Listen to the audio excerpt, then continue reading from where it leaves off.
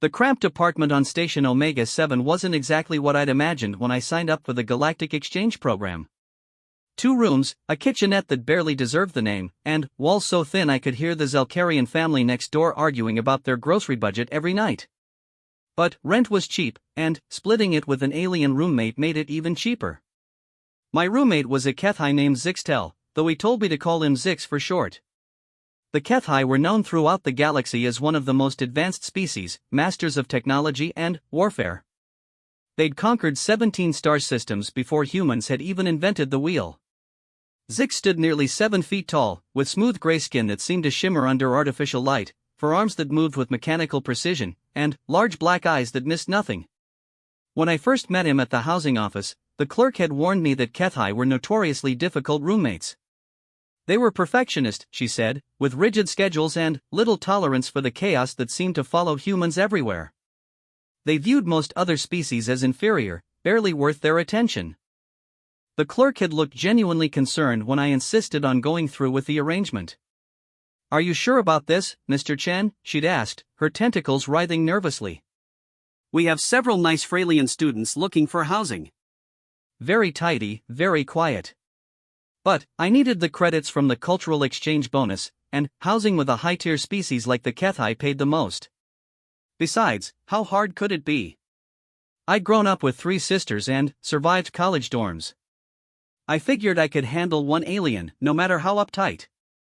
The first few weeks were exactly what I'd expected.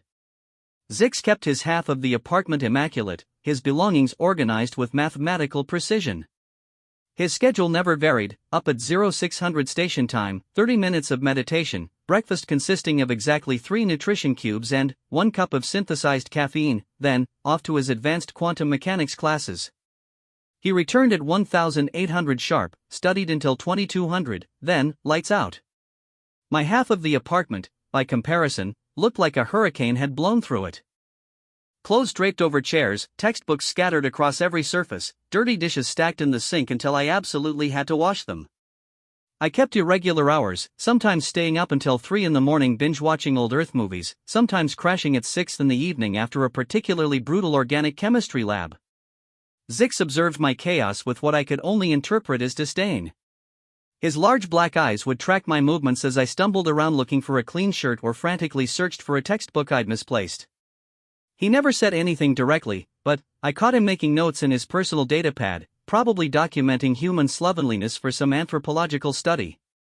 The cultural exchange orientation had covered basic etiquette for dealing with different species, but it hadn't prepared me for the reality of living with someone who regarded my entire existence as a fascinating example of evolutionary failure. Kethai, according to the guidebook, valued order, efficiency, and logical thinking above all else.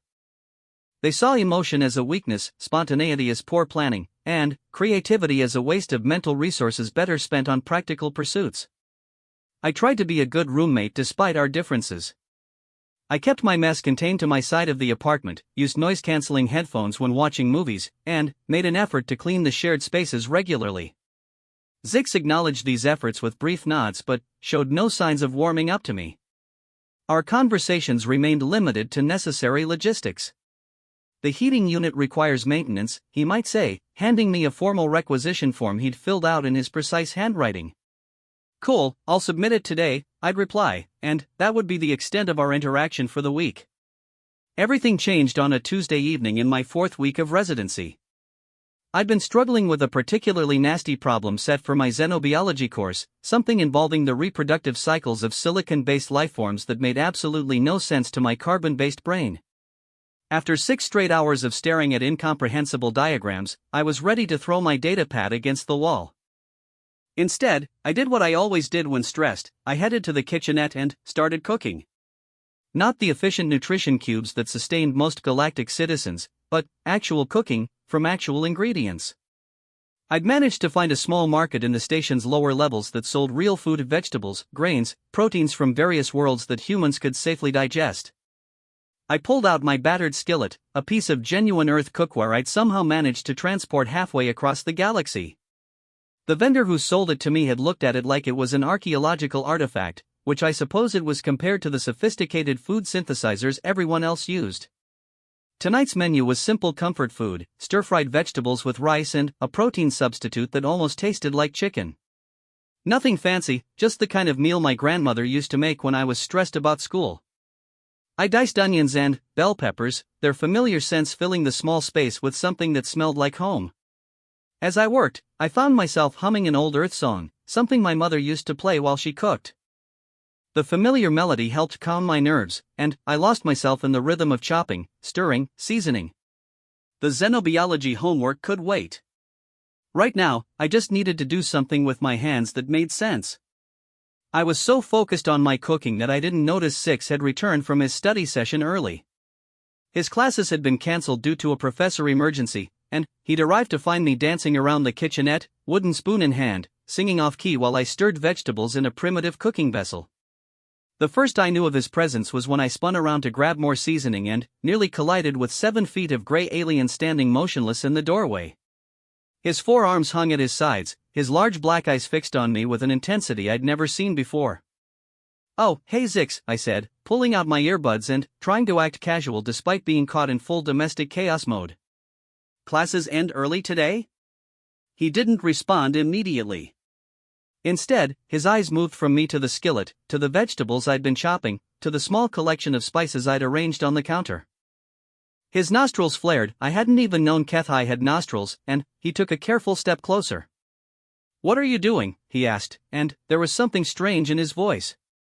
Not the usual cool efficiency, but something almost uncertain. "Cooking dinner," I said, stirring the vegetables to keep them from burning. "Just some stir-fry. Nothing special." "You are preparing food." "Manually." It wasn't really a question, but I nodded anyway. "Yeah, it helps me think. And it tastes better than synthesized stuff."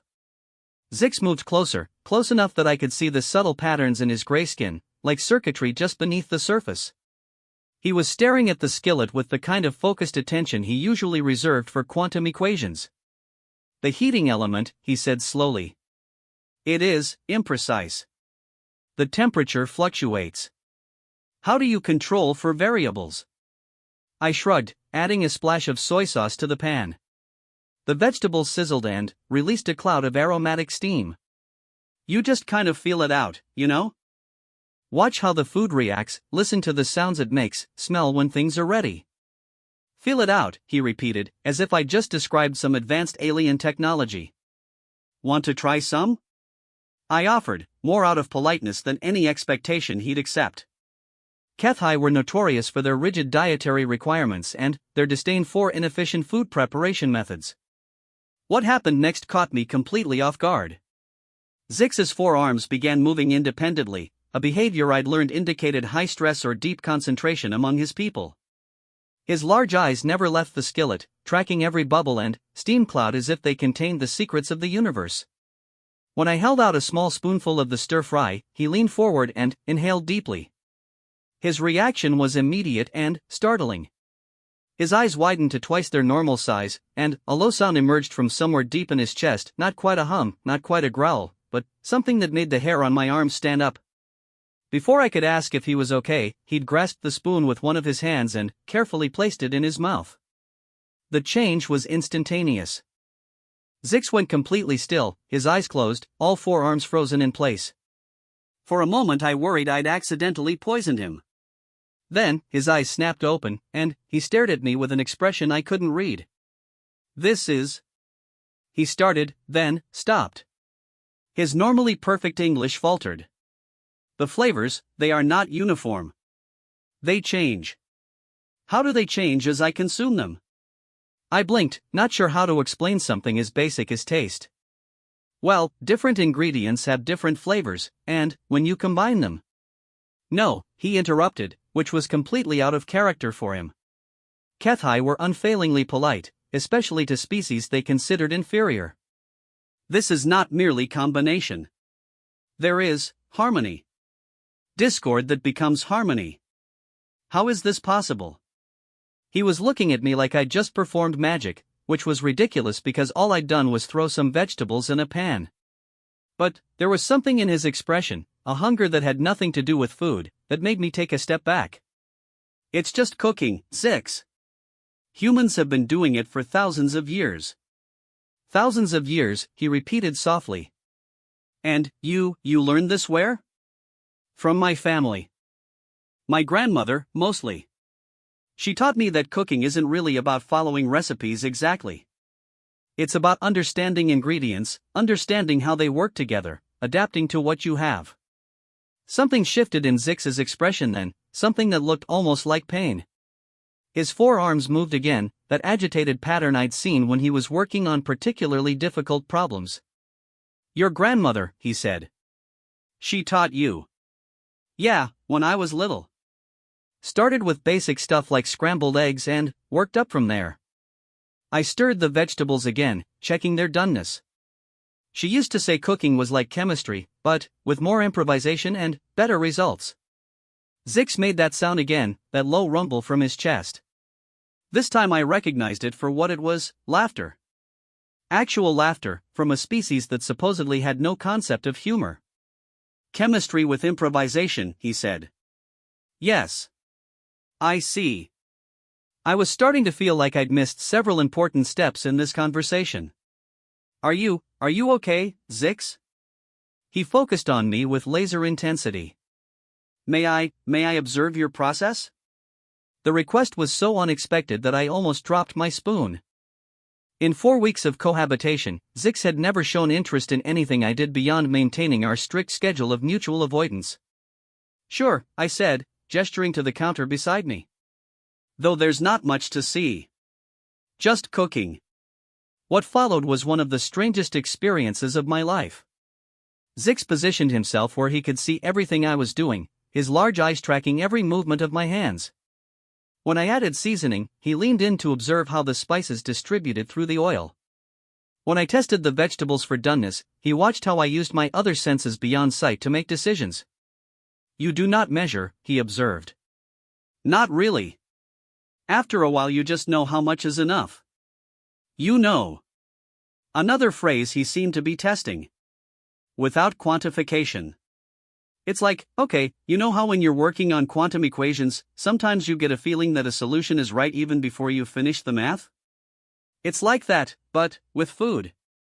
The comparison seemed to hit him like a physical blow. His forearms went completely still, and, for a long moment he just stared at me. Yes, he said finally, so quietly I almost missed it. I know that feeling. I finished cooking and divided the stir-fry between 2 plates, offering him one without really thinking about it. Kethai had their own food, their perfectly balanced nutrition cubes that provided exactly what their biology required. There was no logical reason for him to eat human food, especially food prepared in such a chaotic, unscientific manner. But Zix took the plate without hesitation. We ate in silence, sitting at our small table. I watched him carefully, worried about potential allergic reactions or digestive issues, but he seemed fine. More than fine, actually. He ate slowly, deliberately, pausing between bites as if savoring something more than flavor. Zix, I said finally, can I ask you something? He nodded, not looking up from his food. Do Kethai ever cook? Like, actually cook? The question seemed to catch him off guard. His eating utensil froze halfway to his mouth, and those large black eyes fixed on me with uncomfortable intensity. No, he said simply. But, you had to eat before you developed food synthesizers, right?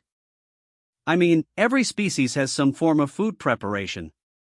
We do not speak of before, he cut me off, and there was something sharp in his voice that made me back off immediately. But, then, after a long moment, he set down his utensil and looked at me directly. We do not speak of before because there is shame in the inefficiency of our ancestors. The Kethai achieved perfection through the elimination of waste, of unnecessary variables, of the chaos that you embrace. The way he said chaos wasn't dismissive this time. It was almost wistful. What if chaos isn't always inefficient? I asked carefully. Zix considered this while he finished the last of his food. When he was done, he sat back and studied me with an expression I couldn't decipher. You're cooking, he said finally. It should not work. The variables are too numerous, the process too imprecise. By all logical analysis, it should produce inconsistent, inferior results. But it is the most remarkable thing I have tasted in my entire life. The admission seemed to cost him something. His forearms moved restlessly, and I could see tension in the set of his shoulders. Zix. I must study, he said abruptly, standing and clearing his plate with mechanical efficiency. Thank you for the meal. He disappeared into his room, leaving me alone with a dozen questions and the growing suspicion that I just learned something about the Kethai that they didn't want the galaxy to know. Over the next few days, I noticed changes in Zix's behavior. Subtle things at first. He started timing his returns from class to coincide with my cooking schedule, though he pretended it was coincidental. He lingered in the common areas longer, finding excuses to organize shelves he'd already organized or clean surfaces that were already spotless. And he watched me. Not the detached observation of a superior species studying an inferior one, but something more personal. When I cooked, when I studied, when I went about my chaotic daily routine, Zix watched with the intensity of someone trying to solve a puzzle that had been bothering him for years. I started cooking extra food, just in case, and every night Zix would accept a plate with quiet gratitude. We developed an unspoken routine. I would cook, we would eat together in comfortable silence, and then he would disappear into his room to process whatever thoughts my chaos had stirred up. It was on the 7th night of this routine that everything changed again. I was making something more complex this time, a curry I'd learned from a Terran exchange student who'd grown up on New Mumbai station. The apartment filled with the scent of exotic spices, and I was completely absorbed in the delicate process of building layers of flavor when I realized Zix was standing directly beside me. Not watching from a distance this time. Right beside me, close enough that his upper arm brushed against my shoulder. Teach me, he said quietly. I looked up at him, surprised. Teach you what? This. He gestured to encompass the entire process. How you create. The word create came out like he was testing it, like it was a concept he'd never applied to something practical before. You want to learn to cook? I want to understand how you make something greater than the sum of its parts. There was something vulnerable in his voice, something that made me understand this was about more than just food. But I nodded and moved aside to give him room at the counter. Okay. Let's start with something simple. What followed was the most surreal cooking lesson of my life. Zix approached each step with scientific precision, asking detailed questions about timing, temperature, and technique. But, as the lesson progressed, I watched something extraordinary happen. His movements, usually so controlled and mechanical, began to loosen. When I showed him how to judge the doneness of onions by their color and smell rather than a timer, he leaned in and inhaled deeply, his eyes closing as he processed the sensory information. When I had him taste the curry and adjust the seasoning, he made that low sound again. The one I'd learned was his version of laughter. It changes, he said wonderingly. Each time I taste it, it is different. That's because your palate is learning, I explained. The more you taste, the more you can distinguish individual flavors. Learning, he repeated. Yes. This is learning. We cooked together for hours that night, long past his usual bedtime. Zix proved to be a remarkably quick study, his forearms giving him advantages I'd never considered. He could stir, season, taste, and adjust simultaneously, creating a kind of cooking dance that was beautiful to watch. But, more than his technical skill, what amazed me was the transformation in his personality. The rigid, emotionless alien I'd been living with for weeks was replaced by someone curious, enthusiastic, and surprisingly creative. When I suggested he try adding a spice combination of his own choosing, he created something that shouldn't have worked but somehow did, a blend that enhanced the curry in ways I never would have thought to try. How did you know that would work? I asked, tasting his addition with amazement. Zix paused, his forearms still for a moment. I did not know. I felt it might work. You trusted your instincts. Kethai do not have instincts, he said automatically, then stopped. We are not supposed to have instincts. There it was again, that hint that the galaxy's understanding of the Kethai might be incomplete. I wanted to push for more information, but something in his expression warned me off. Instead, I focused on the cooking, letting him explore this new experience without pressure. By the time we finished, it was nearly dawn. We sat at our small table sharing the fruits of our labor, a curry that was equal parts human tradition and HFY innovation. The food was incredible, but what struck me more was the change in Zix himself. His posture was different, more relaxed. His movements flowed instead of clicking with mechanical precision. "Marcus," he said as we were cleaning up, using my name for the first time since we'd met. "Yeah?" "Among my people, there is a concept. Keth Mailer. It translates roughly to the harmony of perfect function. It is the highest ideal we strive for: complete efficiency, no wasted energy, no unnecessary variables." I nodded, waiting for him to continue. "Tonight, I think I experienced something different. Something we have no word for." "What would you call it?" Zix considered for a long moment. "Perhaps, the harmony of perfect dysfunction." I laughed, and, after a moment, he made that rumbling sound again. Real laughter, from a species that supposedly had evolved beyond such inefficient emotional responses. "I like that," I said. The harmony of perfect dysfunction. As I drifted off to sleep that night, I had no idea that our little cooking experiment had set in motion events that would challenge everything the galaxy thought it knew about the HFY and about the nature of perfection itself. The next few weeks transformed our apartment from a sterile cohabitation zone into something I could only describe as a laboratory of chaos. Zix threw himself into learning human cooking with the same intensity he applied to quantum mechanics, but with a freedom I'd never seen him display before. Every evening became an adventure. He started requesting specific lessons: bread making, fermentation, the art of balancing sweet and savory flavors. His scientific mind approached each technique methodically, but underneath that precision was a growing excitement that he tried unsuccessfully to hide. "The yeast," he said one evening as we watched bread dough rise, "it is alive. You are cultivating living organisms to transform your ingredients." "Yeah, basically. My grandmother used to say we were partnering with tiny creatures to make something beautiful." "Partnering," he repeated, testing the concept. "Not controlling. Not dominating. Partnering." I was beginning to understand that these cooking lessons were about more than food for Zix.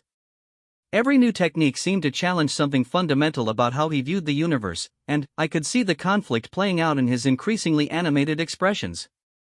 The change in him was dramatic. His movements had become more fluid, more natural. He'd started humming while he worked actual melodies, not the mathematical progressions that passed for HFY music. Most surprising of all, he'd begun making mistakes. Small ones, nothing that ruined our food, but genuine errors in judgment that the old Zix would never have allowed. And he laughed about them. "I have added too much salt," he announced one evening, tasting a sauce he'd been working on. "No problem, we can balance it out with some acid," I suggested. But, instead of immediately implementing the fix, Zix paused and made that rumbling sound. 3 weeks ago, I would have discarded this and started over. The inefficiency would have been unbearable. What's different now? Now I understand that the mistake is part of the process. It teaches me something that perfection cannot. It was becoming clear that Zix was learning more than cooking techniques. He was discovering parts of himself that HFY society had apparently taught him to suppress. But I still didn't understand the full implications until the night everything changed. I'd been struggling with a particularly complex assignment for my comparative xenopsychology course. The professor had assigned us to write about the psychological adaptations different species had made to space travel and station living. Most species had developed technological solutions, better gravity generators, atmospheric processors, social structures designed for confined spaces. But humans, according to all the research, had adapted differently. We'd maintained our connection to irrationality, to creativity, to the chaos that other species had eliminated in favor of efficiency. The professor called it adaptive dysfunction, and she challenged us to explain why this approach worked for humans when logic suggested it should be a disadvantage. I was sitting at our table, surrounded by data pads and half-finished essays, when Zix emerged from the kitchenette carrying 2 cups of something that smelled like cinnamon and starlight. "You appear distressed," he observed, settling into the chair across from me. "Just trying to figure out this assignment," I said, accepting the cup gratefully. The liquid inside was warm and complex, clearly one of his experiments. My professor wants me to explain human psychological adaptation to space living. Zix's forearms went still, a reaction I'd learned to recognize as intense interest. What is your hypothesis? That's the problem. Every other species adapted by becoming more logical, more efficient. Humans went the opposite direction. We got weirder, more creative, more chaotic. And, somehow that made us better at surviving in artificial environments, not worse. Show me your research, Zix said, reaching for one of my data pads. I handed it over, watching his large eyes scan the text with characteristic speed. But, as he read, his expression changed. The comfortable relaxation he'd developed over our weeks of cooking together evaporated, replaced by something that looked like growing alarm.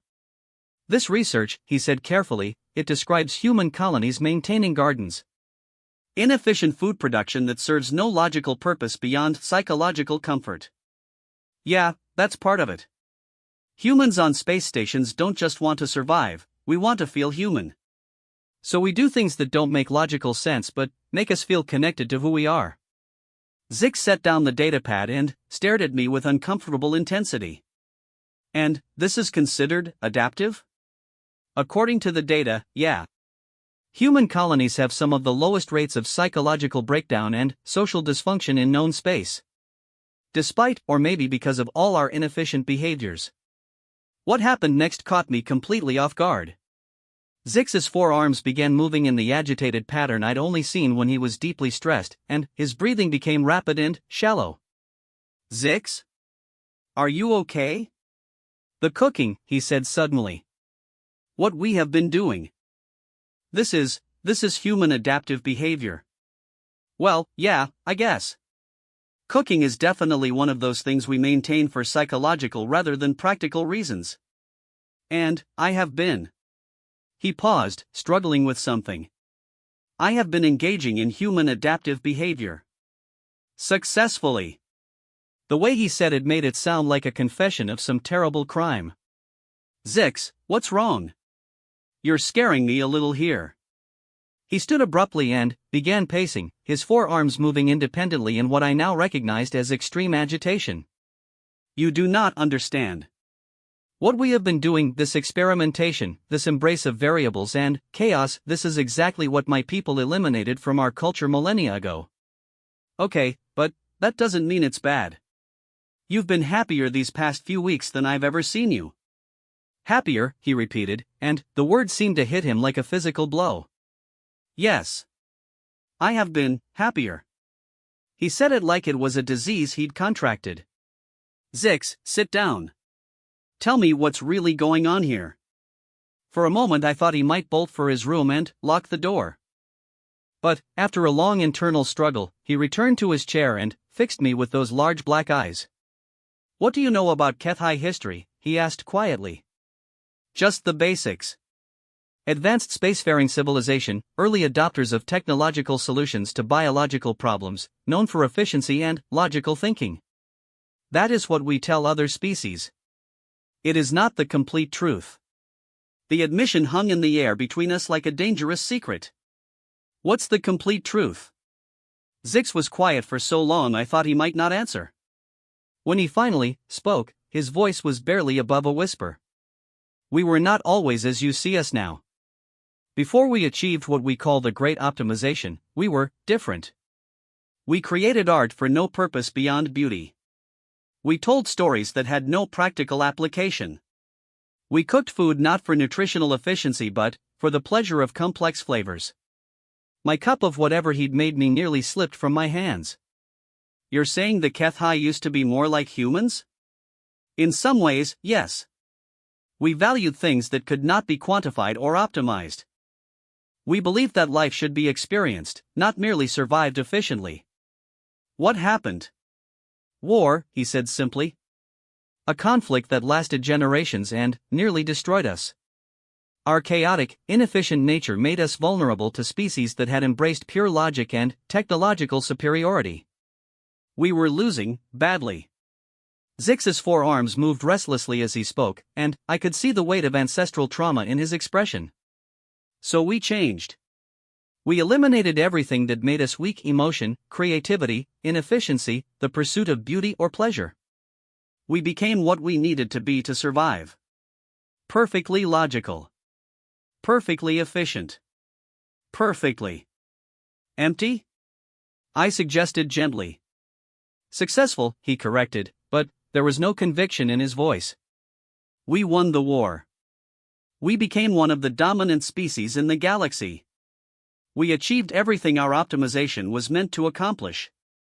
But you lost who you were in the process. Zix nodded slowly. What we lost was declared irrelevant. Primitive behaviors that served no useful function in modern civilization. For 3,000 years, we have maintained that the sacrifice was necessary and beneficial. Until you started cooking with a human. Until I started cooking with you, he agreed. And discovered that what we sacrificed might have been the most important thing we possessed. The implications of what he was telling me were staggering. The HFY, one of the galaxy's most advanced and respected civilizations, had essentially lobotomized themselves culturally in pursuit of military efficiency. How many HFY know the real history? All of us learn it as children. But we are taught that it demonstrates our species' wisdom in choosing logic over chaos, efficiency over waste. We are trained to see our ancestors' creativity and emotion as evolutionary dead ends. But you don't see it that way anymore. Zix made that sound again, but this time it wasn't laughter. It was something sadder, more complex. 3 weeks ago, if you had asked me, I would have recited the approved interpretation without hesitation. Tonight, after watching bread rise because we partnered with Living East, after tasting flavors that change and develop because we embraced imprecision, tonight I wonder what we might have become if we had found another way. What do you mean? Humans faced the same challenges we did. Hostile environments, limited resources, conflicts with other species. But, instead of eliminating your chaotic nature, you found ways to make it work for you. You turned dysfunction into adaptation. He gestured to my scattered research materials. Your colonies succeed not despite your inefficiencies but because of them. You maintain psychological health through activities that serve no logical purpose. You create art and gardens and cuisine not because you need to, but because it makes you more than just survivors. And you think the HFY could have done the same thing? I think, he said carefully, that in our determination to avoid extinction, we may have achieved something worse. We survived, but we stopped living. The weight of his words settled over us like gravity. I found myself thinking about all the small joys I'd watched him discover over the past few weeks: the satisfaction of kneading dough, the surprise of a successful flavor combination, the simple pleasure of sharing a meal with another person. So what happens now? I asked. Do you report back to your professors about the dangerous human influence on your psychological development? Zix's forearms went very still. That is exactly what I am supposed to do. This entire exchange program is partially intended to study how human chaos patterns might be exploited as weaknesses. Exploited? Not militarily, he said quickly. But economically, diplomatically. If we understand how human irrationality functions, we can predict and manipulate it more effectively. But, instead, you discovered that our irrationality isn't a weakness. I discovered that your irrationality might be the most sophisticated adaptation in known space. And I have no idea what to do with that knowledge. We sat in silence for a while, both lost in the implications of his confession. Finally, I reached across the table and touched one of his hands, a gesture that would have been unthinkable weeks earlier. What do you want to do? I want to keep learning, he said immediately. I want to understand how to balance efficiency with joy. I want to discover what my people might have been if we had chosen differently. And, after the exchange program ends? That is what terrifies me. In 3 months, I return to HFY Prime to complete my education and begin my mandatory service period. I will be expected to demonstrate that I have learned to think like a proper HFY citizen. Logical. Efficient. Emotionless. But, you're not that anymore.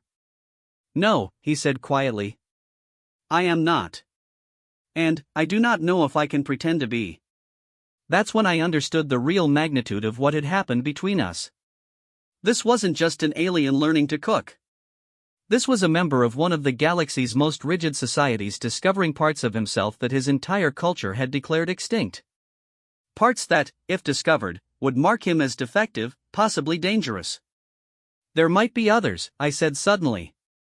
What? Other Kethai who feel the way you do but have never had the chance to explore it. You can't be the only one who's ever wondered about the old ways. Zix considered this, his large eyes unfocused as he processed the possibility. Perhaps. But they would be as afraid as I am to admit it. The conditioning is very strong. Then, maybe that's what you do with what you've learned here. Maybe you find a way to plant seeds, to help other Kethai discover what you've discovered. That would be extremely dangerous. Cultural reformation movements are not tolerated in Kethai society. I'm not talking about a movement. I'm talking about cooking lessons. The suggestion seemed to catch him off guard. His forearms began that rapid independent movement that indicated intense concentration. You are suggesting I teach others to cook. I'm suggesting you teach others to embrace productive dysfunction. To find the harmony in chaos. To discover that efficiency isn't the only path to success. Zix was quiet for a long time, and I could practically see the wheels turning in his head. Finally, he looked up at me with something that might have been hope. It would have to be subtle. Presented as academic research into human behavioral patterns, perhaps. A study of how chaos-based problem solving might be applied to certain types of complex situations. Exactly. You're not challenging Kethai culture directly. You're expanding it. Expanding it, he repeated. Yes. That might be possible. For the first time since our conversation began, I saw him smile, a subtle expression that transformed his entire face. Marcus, he said, I believe I need to learn everything you can teach me before this exchange ends.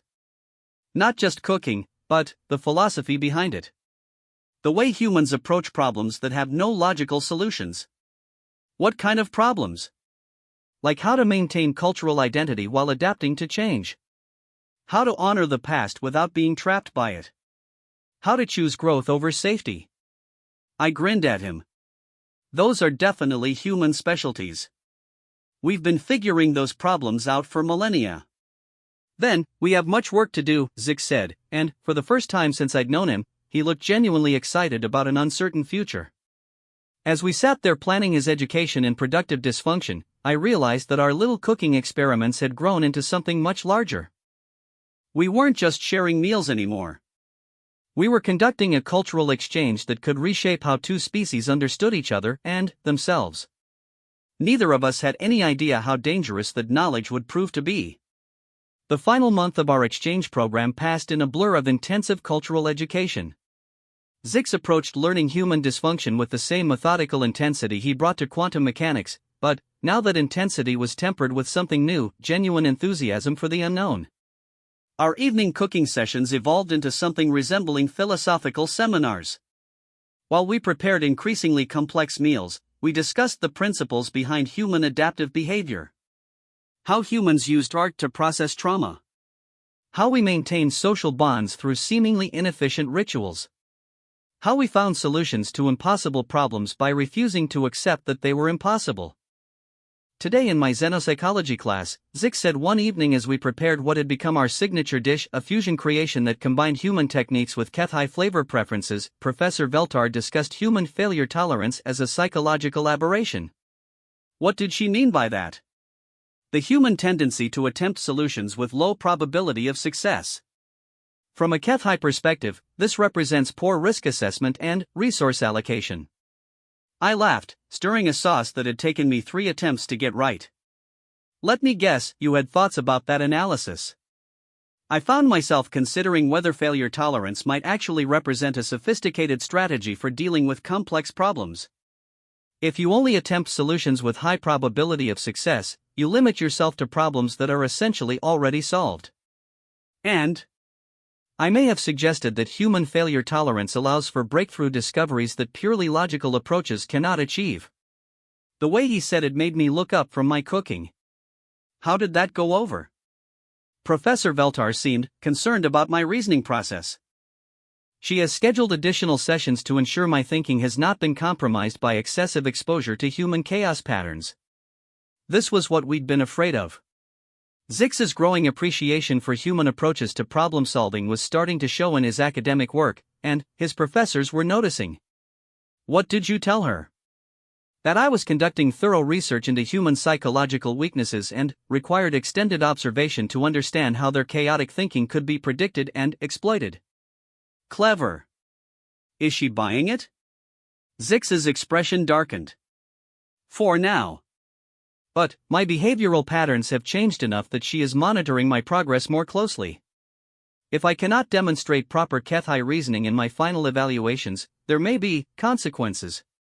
What kind of consequences? Remedial conditioning. Psychological adjustment therapy. Possibly a complete neural recalibration to ensure I am fit for service in Kethai society. The casual way he mentioned neural recalibration made my blood run cold. They can do that? It is considered a merciful alternative to exile or termination.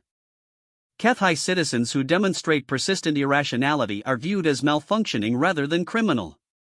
The conditioning is quite effective at restoring proper thought patterns. Effective at erasing who you are, you mean? Yes, he said quietly. That is exactly what it means. The weight of his situation hit me like a physical blow. In teaching Zix to embrace chaos and creativity, I'd unknowingly put him in mortal danger. If his people discovered how much he'd changed, they would literally reprogram him back into their version of perfection.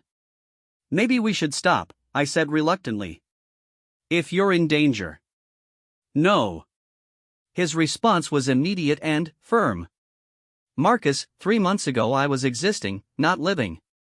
I followed optimal patterns because they were the only patterns I knew. Now I understand that there are other ways to be, other ways to think and create and experience the universe. But, if they catch you, if they catch me, I will have had these weeks of genuine life. That is more than most Kethai ever experience. His matter-of-fact acceptance of the risk made me angry on his behalf. There has to be another way. Some way to help you preserve what you've learned without triggering their monitoring systems. Zix considered this while he carefully adjusted the seasoning on our fusion dish. Perhaps. There may be a way to present my evolution as an asset rather than a liability. What do you mean? What if I could demonstrate that understanding human chaos patterns gives me unique advantages in dealing with other chaotic systems? Not just human psychology, but complex problem solving in general? You think they'd see it as a useful skill instead of a dangerous deviation?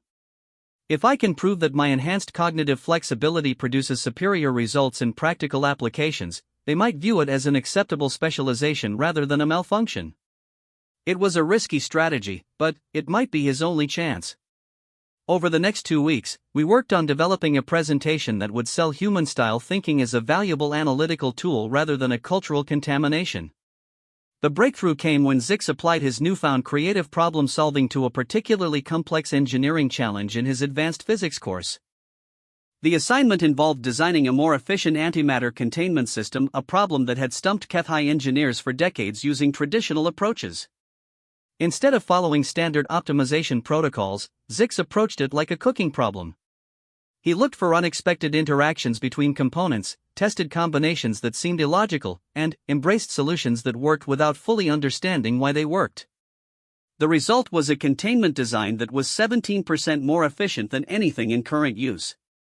My professor is intrigued, Zix reported after presenting his work.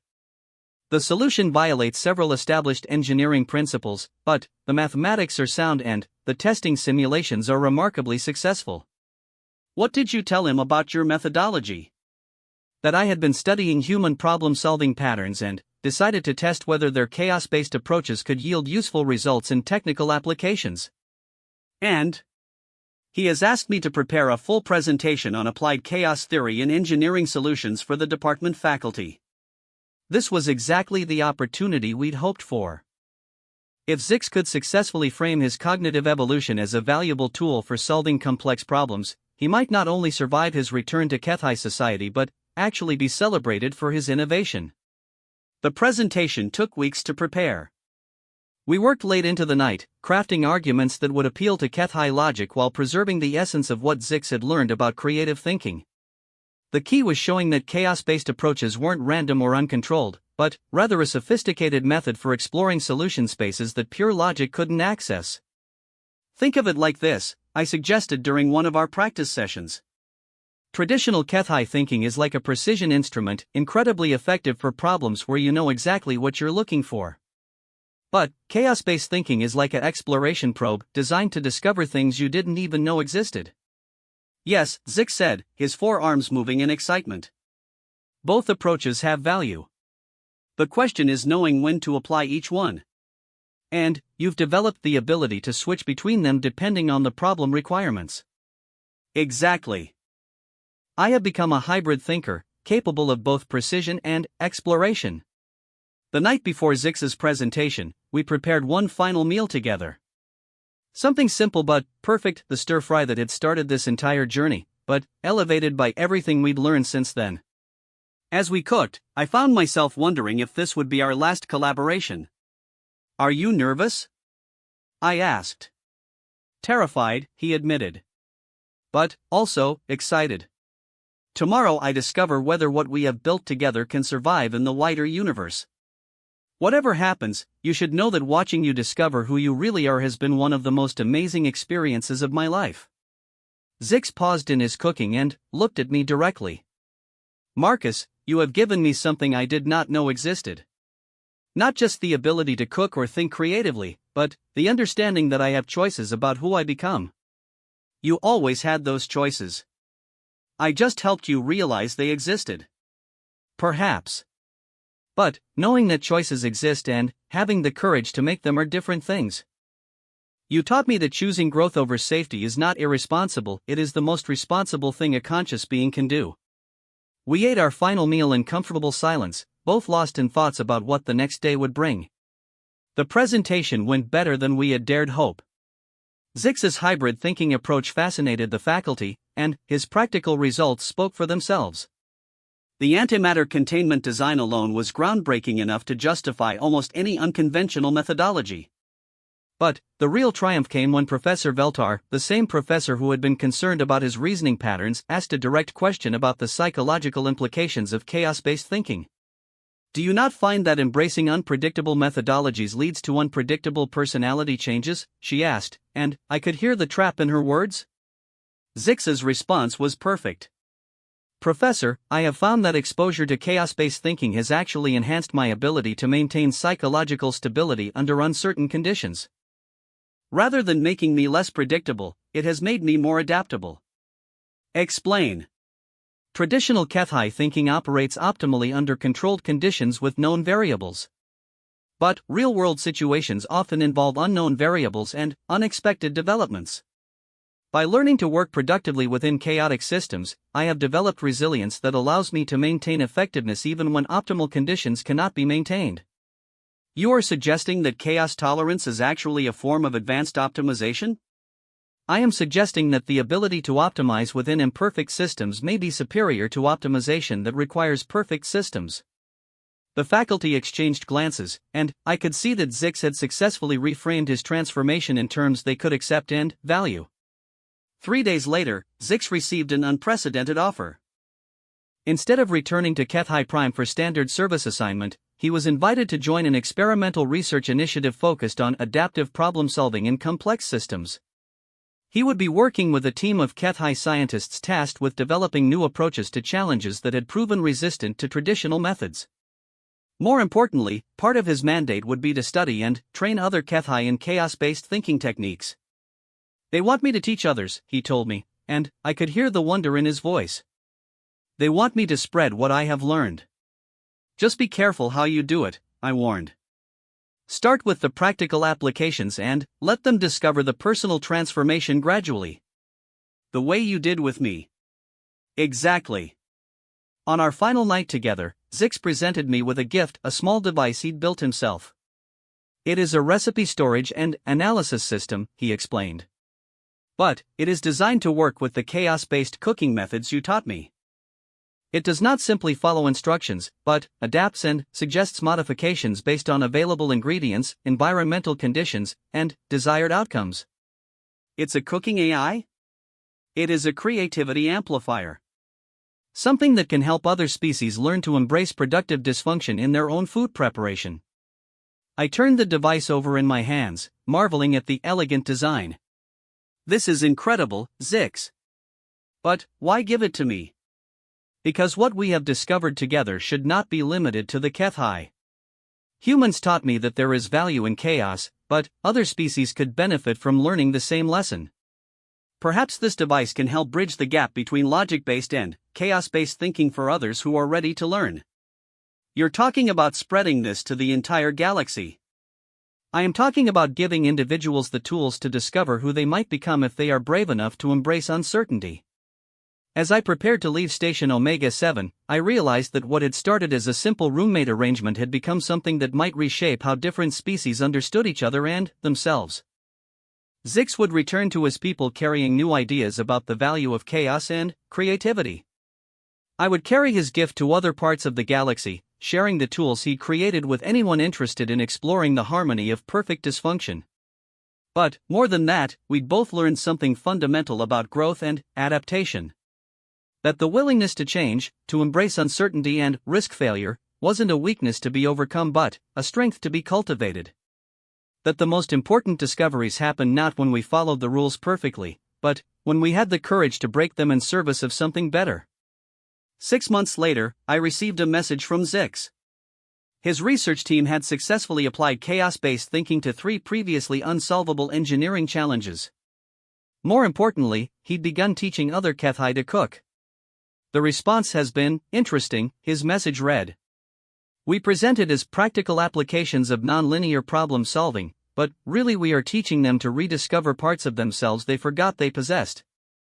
Progress is slow, but progress is occurring. Yesterday, one of my students, a highly logical engineer who had never questioned HFY methodologies, created something entirely new while learning to bake bread. Not just new to him, but truly innovative. When I asked him how he knew to try such an unusual combination of techniques, he said, I felt it might work. He is beginning to trust instincts he did not know he had. Others are following similar paths. We are not abandoning logic, but expanding beyond its limitations. We are becoming more than we were. The cooking lessons continue. I smiled as I finished reading his message, then turned my attention to the small class I'd gathered in my new apartment. 5 aliens from different species, all interested in learning human cooking techniques. They had no idea that they were really here to discover the revolutionary potential of embracing chaos. But they would learn. As I demonstrated how to judge the doneness of vegetables by smell and sound rather than timer, I caught myself thinking about the ripple effects of change. How one curious alien learning to cook had become a quiet revolution. How the simple act of sharing a meal could challenge fundamental assumptions about efficiency, logic, and what it meant to live rather than merely exist. The key, I told my students as they practice stir-frying, is learning to trust the process even when you can't control all the variables. Sometimes the best solutions come from embracing the chaos rather than fighting it. One of my students, a young Zelkarian who'd been struggling with the concept of seasoning by taste rather than measurement, suddenly laughed with delight as her vegetables achieved perfect doneness. I think I understand, she said. It is not about controlling the outcome, but about dancing with possibilities. Exactly, I said, thinking of Zix and his harmony of perfect dysfunction. You're learning to dance with possibilities. And, across the galaxy, in laboratories and kitchens, classrooms and homes, others were learning the same dance. One meal, one conversation, one moment of creative courage at a time. The revolution wasn't happening with manifestos or movements. It was happening with wooden spoons and shared plates, with the radical act of choosing growth over safety, chaos over control, life over mere existence. It was happening one perfectly imperfect dish at a time.